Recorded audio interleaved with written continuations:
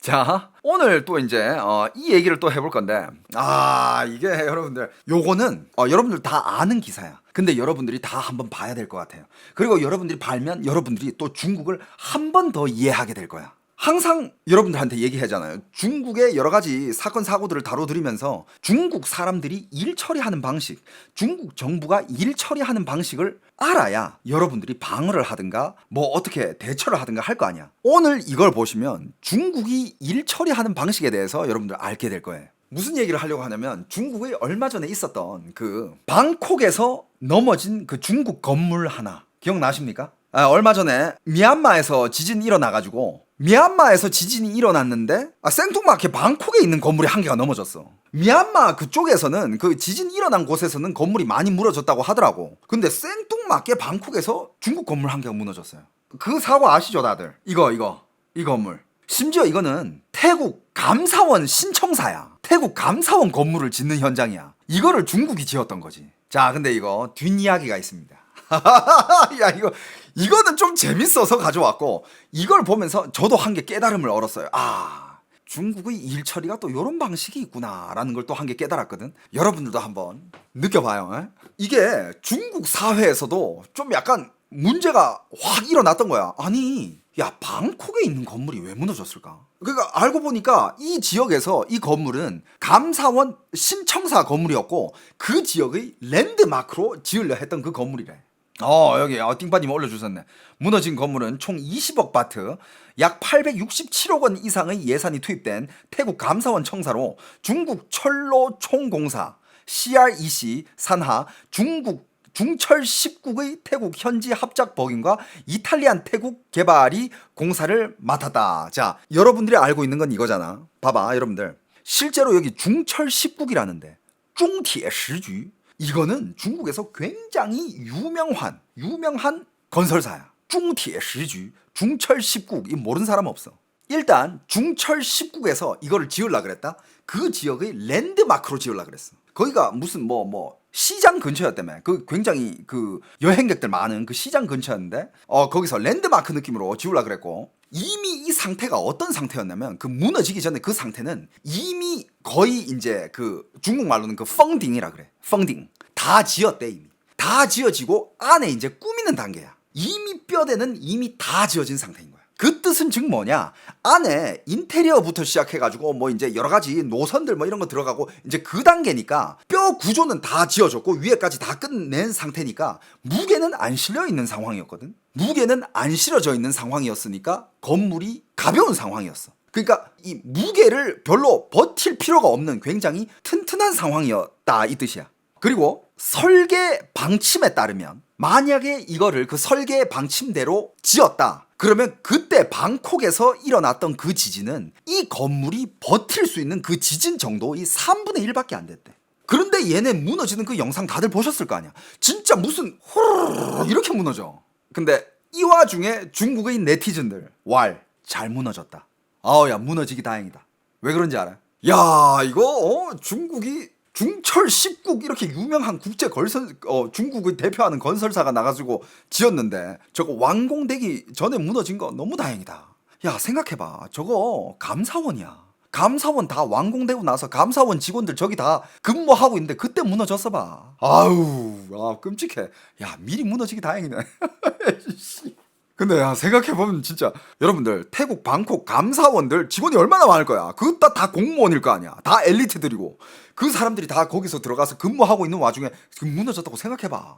와, 그건 몇십 명이 아니라 몇백 명 몇천 명까지. 와. 그리고 여러분들 웃긴 게 그 얘기가 나오고 있어. 아까 중철 10국이랑 그리고 합작 건설 회사 이탈리안 태국 개발 회사라 그랬잖아. 여러분들 이탈리안 태국 개발 회사라고 해가지고 그게 진짜 이탈리안이랑 태국이 합작해가지고 만든 무슨 건설사인가? 아니야. 여러분들 이름만 이탈리안 태국이고 그것도 중국 회사래.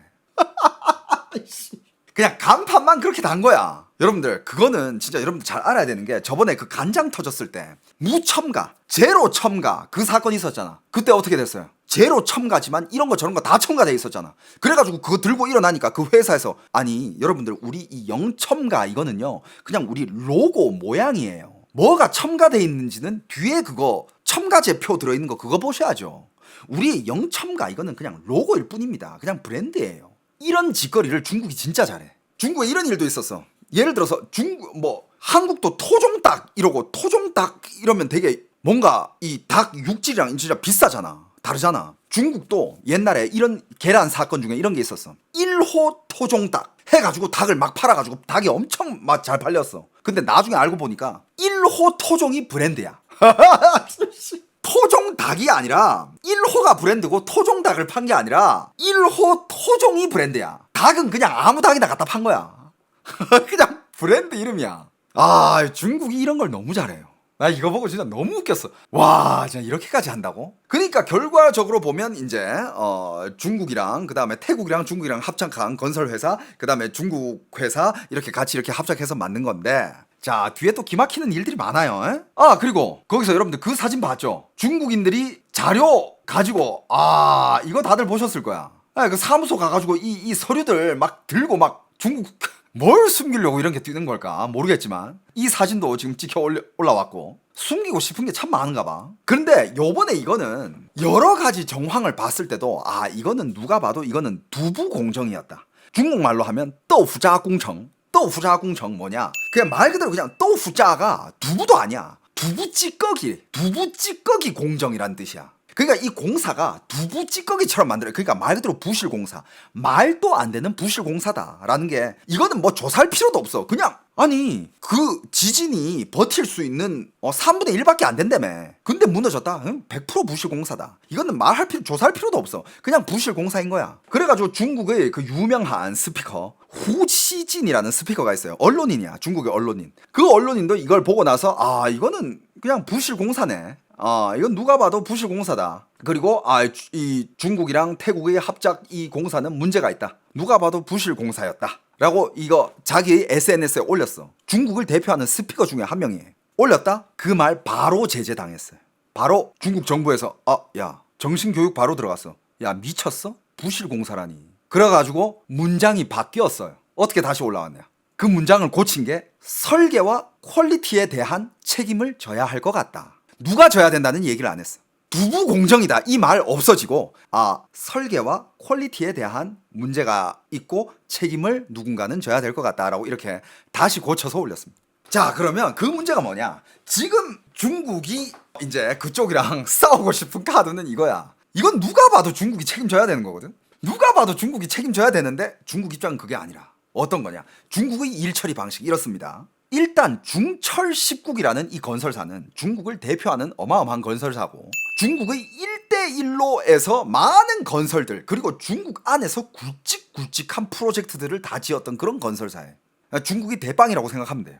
그래가지고 얘네들이 부실공사를 했다? 부실공사 아니야. 우리는 부실공사에도 경험이 있기 때문에 부실공사를 했다 쳐도 그렇게 무너지지 않아. 자, 여러분들 봐봐요. 예를 들어서 이 건물을 지어. 이 건물을 짓는데 재료가 100이 들어가야 된다고 쳐봐. 그런데 건설사 입장에서는 얘네들은 이 업계를 다 잘 아니까 100이 들어갈 필요 없어. 80만 들어가도 어차피 이 건물 안 무너지고 사람들이 들어가서 사는데 아무 지장이 없어. 그 20%는 우리가 해먹자. 이런 해먹은 경험이 이 중철10국은 수십 년이야. 수십 년 동안 이런 해쳐먹는 장인들이에요. 그래서 얘네들이 우리가 아무리 자료를 빼도 무너질 정도까지 빼진 않는다. 이거는 중국만 해쳐먹은 게 아니다. 여러분들 태국 정부도 부정부패가 엄청 심한 나라거든요. 우리는 안 넘어질 정도까지만 해먹었어. 야, 나머지는 니들이 해먹은 거야. 야, 우리는 수십 년 동안 그렇게 해먹었는데 야, 중국 국내 안에 봐봐. 무너진 건물 있어? 없잖아. 우리는 아무리 부실공사를 해도 적당히 부실하게 해. 이거는 뭐 니들이랑 우리랑 다 같이 해먹겠다고 나서가지고 너무 많이 해먹어가지고 그러니까 태국 정부도 약간 이런 거지. 중국이 이제 뭐 해먹으니까 야, 왜 니들만 해먹어? 야, 우리도 좀 해먹어야 될 거 아니야. 우리가 이런 공사를 니들한테 줬는데 우리도 좀 챙겨줘야 될 거 아니야. 서로 챙겨가다 보니까 부실이 심해졌던 거야. 나 개웃기네 진짜. 만약에 근데 이게 일리가 없지 않은 게 태국도 이 부정부패가 꽤 심한 나라예요. 그러니까 국가 건물을 짓는데 뭐 이게 그 맡아서 하는 애들이 중간에 뭐 빼먹을 수도 있겠지. 근데 이제 누가 더 많이 빼먹었냐 이런 싸움이고, 만약에 이거 깊이 파고든다. 물론 중국도 많이 들어가겠지만 니들 관련된 간부들도 많이 엮여 있을걸? 어떻게 할까? 공론화 시키지 마시죠. 야 조용히 마무리하자고. 같이 해먹었는데 왜 그래? 중국이 일하는 방식 기가 막히지 않습니까? 여러분들 중철 19 한국에서 뭐 짓고 있는 거 없죠? 그러니까 한국도 건설 잘하는데 굳이 중국 건설사를 쓸 필요는 없겠죠, 그죠? 우리도 순살 건물 아파트 있지 않아? 여러분들 어느 나라나 다 있어. 그냥 어느 나라나 다 그래. 예를 들어서 이 건물을 짓는데 100이 들어간다. 하지만 80만 넣어도 이 집이 튼튼하고 무너질 문제 없다. 그럼 다 위에서 헤쳐먹는 거야. 어느 나라나 다 똑같아. 근데 얼마나 헤쳐먹느냐의 차이야. 한국도 당연히 뭐 많잖아요. 한국도 뭐 무너진 아파트가 몇 채인데. 근데 그런 거 아파트 한번 무너지잖아? 그럼 이 문제가 화두에 올라오잖아요? 여러분들 여기서 집 사는 팁을 한 개 드릴게요. 이건 제가 부동산 공부하다가 알게 된 건데, 예를 들어서 2024년에 건물이 무너졌어. 그러면 2025년, 2026년 요 2년 사이에 지어진 건물을 사는 게 좋아요. 존나 튼튼하게 지거든. 왜? 2024년에 그런 문제가 한번 터지면 2025, 2026년 이제 그만 해먹자. 야 일단 한 템포 쉬어. 그렇게 되거든. 그러면서 관리 감독도 깐깐하게 하고 막 깐깐하게 보고 깐깐하게 짓고 하니까 건물이 무너진 해에 그 다음 해에 지은 건물들을 사는 게 굉장히 좋아요. 예를 들어서 2000년에 건물이 무너졌었다. 사회적으로 이슈가 됐다. 그럼 2001년, 2002년에 지어진 건물을 사는 게 좋아. 뭔 말인지 알겠죠?